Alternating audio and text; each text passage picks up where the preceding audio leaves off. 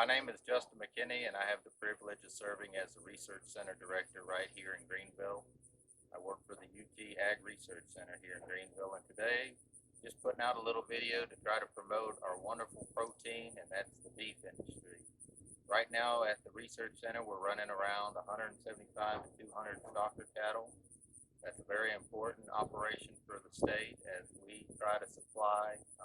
The supply chain resiliency has certainly been an issue dealing with the COVID-19, and we want to do our part to try to serve this industry and keep the supply very high, as well as provide just a high quality protein product for you and your family.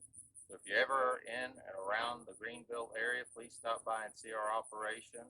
We're just now getting started on the animal side. This area has traditionally been known as the Tobacco Research Center, but now we're continuing our plant science research, but also adopting some animal science research.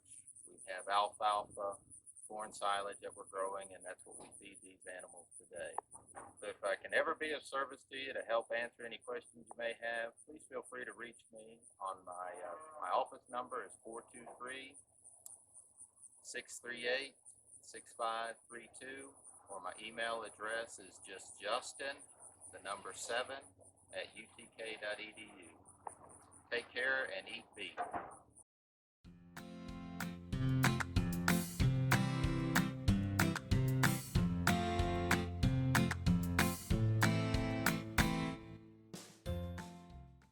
My name is Corey Malone. I'm the farm crew leader here at the University of Tennessee Research and Education Center. Today we're working our steers that we have. We currently have 174 steers. This is our stocker operation here. 8 of those steers are on a research protocol on our native warm season grasses. Today we're sorting them. We've got all the steers up. They're not on protocol. We're sorting them by frame and weight and getting them ready to go on the truckload. So we sell them by the truckload so we can generate revenue for our center here, which is very important for us to operate.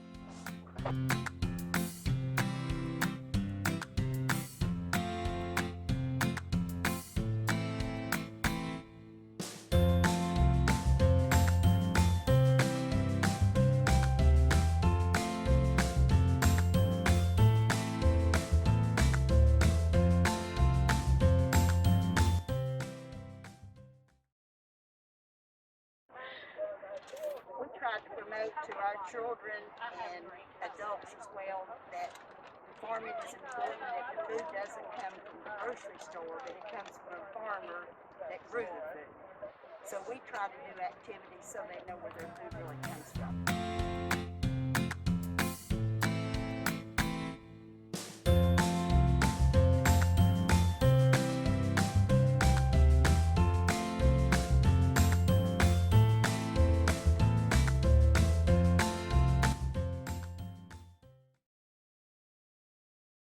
Got good clean beef you're eating, and we love watching the calves come.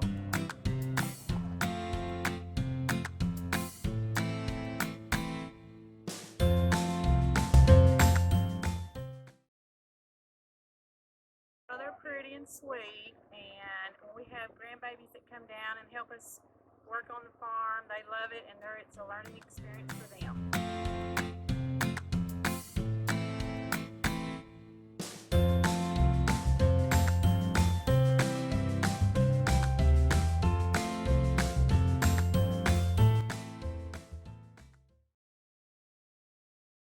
Talk a little bit about specifically what we do here in Grassy Valley. We're a purebred Angus seed stock operation. The primary focus of our endeavor is to produce purebred bulls for commercial producers. We spend quite a bit of time researching the data and the information and selecting our sires to try to come up with things that will increase the profitability for commercial cattlemen in our area. We incorporate all the new technologies, the embryo transfer, the AI, the genomic testing, ultrasound data, try to put together as much information as possible to fully evaluate each animal that we market as far as its genetic merit, to allow commercial producers to select animals that will be more profitable for them. This year we had our 27th annual production sale here in our auction ring on the farm.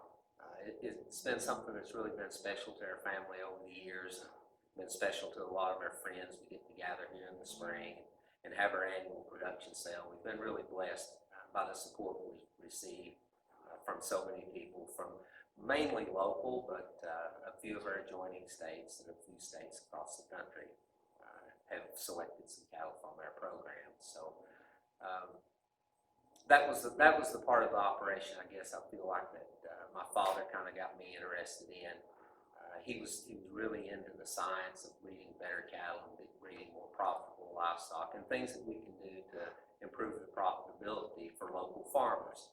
Whenever you go out across the country and look at the way other people do things in different parts of the country, our part of the world is a little bit specific to the cattle that we have here. We have fescue pastures to graze, and as I mentioned earlier, a lot of our land is maybe not suitable for crop production, but is great for beef cattle. So we have to select cattle that will thrive in this area and cattle that will be profitable for producers in this part of the world. And that makes it a little bit unique here.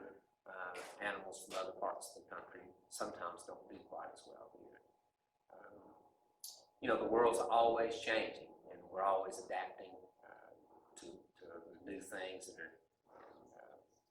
We have new stresses and new requirements put upon us almost daily, and you know, it's really a nice time to celebrate this month of July, to step back and look at the things that have been important to our county and been important to the people in our region and in our state for so many years. And you know, I feel comfortable that in the future those things are going to continue to be important, and the beef industry is certainly going to be important to our county and our state and our nation as a whole. I think even during this COVID thing, when we were looking at, we weren't able to process some of the animals, we weren't able to have some food in the grocery store at quite the rate we were used to. It kind of drew people's attention to the role that people in agriculture play in our daily lives, and how important they can be, or how important they are to our daily lives and to our nation. So it's really nice to step back, and I certainly say from our family, we've been really blessed by the people of our community that have supported us for so many years, and we feel honored that they've put so much faith in us, and at the same time, we feel like that we're required to do our very best and to work a little harder.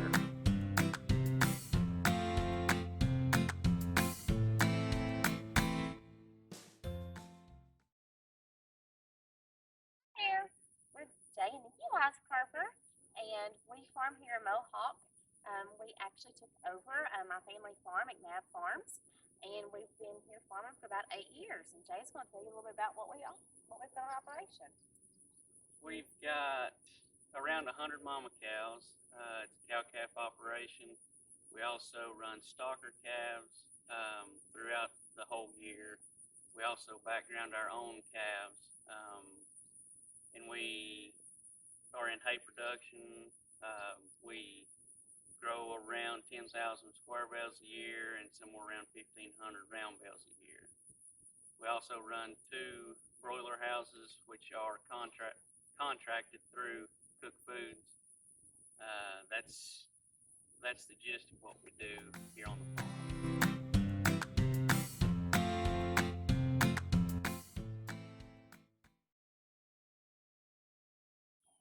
Why do we love agriculture? Because it's our lifestyle. It's what we know. It's what we do. It's what we've done. We both grew up on farming operations. It's where we're raising our daughter. We want her to learn to love and respect the land and the animals that we take care of. Learn responsibility and hard work, but the reward that comes with it is greater than all the hard work and the fears that come along with it. So it's a really cool lifestyle that not everyone gets to be a part of, but we're thankful that we do. Yeah, agriculture is a difficult way of life, but it is our way of life. And if people could see some of the things that we get to see on a daily basis, I think people would respect people in agriculture a little more and understand where we're coming from as farmers and agriculturalists.